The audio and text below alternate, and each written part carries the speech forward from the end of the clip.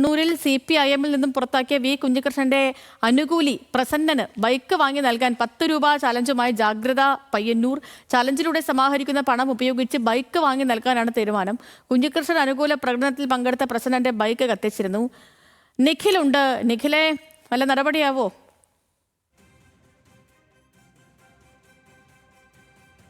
ജാഗ്രത എന്ന പേരിലുള്ള ഈ ഒരു സംഘടനയുടെ തീരുമാനം നമുക്കറിയുന്നത് പോലെ വി കുഞ്ഞികൃഷ്ണന്റെ നേതൃത്വത്തെ അണികൾ തിരുത്തണമെന്ന പുസ്തകം പ്രസിദ്ധീകരിച്ചത് ജാഗ്രത പയ്യന്നൂരായിരുന്നു.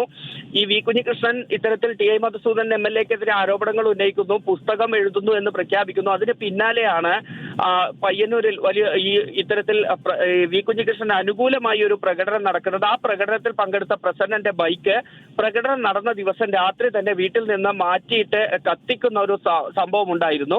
ആ കത്തിച്ച ബൈക്കിന് പകരം ബൈക്ക് വാങ്ങി നൽകുന്നതിന് വേണ്ടിയാണ് ഇപ്പോൾ ഒരു 10 രൂപ ചലഞ്ചുമായി ജാഗ്രത പയ്യന്നൂർ രംഗത്തെത്തിയിരിക്കുന്നത്. നാളെ ഈ ചലഞ്ച് ആരംഭിക്കും. പയ്യന്നൂരിൽ ഒരു പൊതുപരിപാടി സംഘടിപ്പിച്ച് അതിൽ വെച്ച് തന്നെ ഈ തുക കൈമാറും എന്നാണ് ഇപ്പോൾ അറിയിച്ചിരിക്കുന്നത്. ഏതായാലും അത്തരത്തിൽ ആ ചലഞ്ചുമായി പയ്യന്നൂരിൽ എങ്ങനെ മുന്നോട്ട് പോകും, ആ ചലഞ്ച് എത്ര കണ്ട് വിജയിക്കുമെന്നതൊക്കെ കണ്ടറിയേണ്ടത് തന്നെയാണ്.